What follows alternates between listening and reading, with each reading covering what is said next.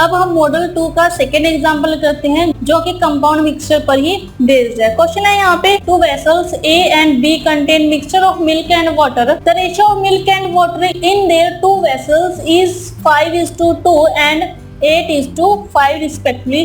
In what ratio must these mixture be mixed to form a new mixture containing milk and water? 9:4 ratio. 2 vessels दिए हुए हैं यहाँ पे A and B, जो milk and water का mixture है जिनमें, और उनका रेशियो दिया हुआ है दोनों वेसल्स का 5:2 A वेसल का और 8:5 B वेसल का। हमें पूछा गया है कि इन दोनों वेसल्स में जो मिक्सचर है वो किस रेशियो में मिक्स किया जाए। ठीक है, तो और हमें यहाँ पर जो मिक्सचर रेशियो है वो दिया हुआ है 9:4। तो यहाँ से अगर हमें रेशियो फाइंड आउट करनी है न्यू मिक्सचर की जो कि A एंड B को ओवर होगा, तो हम यहाँ से चाहे तो मिल्क के पार्ट्स उठा ले या फिर वाटर के पार्ट्स उठा ले, किसी को भी उठा लोगे तो आंसर सेम ही रहेंगे। मैं यहाँ पर मिल्क के पार्ट से उठा रही हूँ, तो A वेसल से मिल्क है 5/7 क्योंकि 5 पार्ट्स है मिल्क के और टोटल पार्ट्स है 7,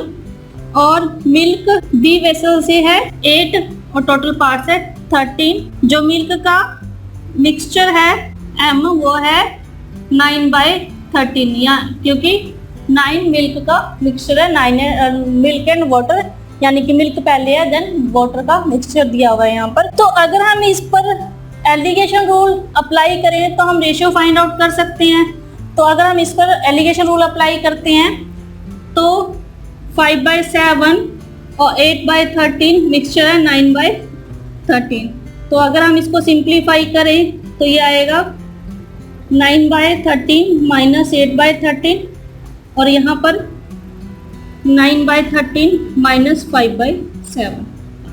ठीक है, तो अगर हम इसको सिंप्लीफाई करें तो ये 1/13 इज टू 91, 65 माइनस 63, तो इससे आएगा 1/13 इज टू 2/91, तो ये 7 टाइम्स, तो ये आया 7:2, यानी कि जो मिक्सचर है वो है 7:2 दोनों वेसल्स का।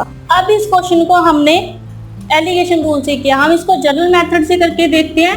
जनरल मेथड क्या होगा इस क्वेश्चन का कि जो पार्ट्स दिए हैं हमें मिल्क एंड वाटर क्या रेशियो में, अगर हम उसे क्वांटिटी से मल्टीप्लाई करें तो हम रिक्वायर्ड आंसर को फाइंड आउट कर सकते हैं।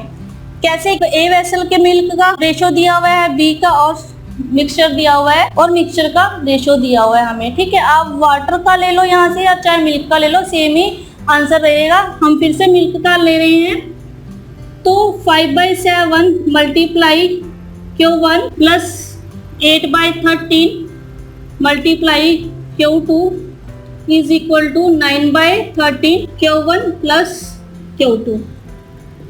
ठीक है, Q1 Q2 इसलिए क्योंकि हमने यहाँ पर क्वांटिटी से मल्टीप्लाई करना है, तो Q1 और Q2 जो A एंड B में क्वांटिटी रहेगी।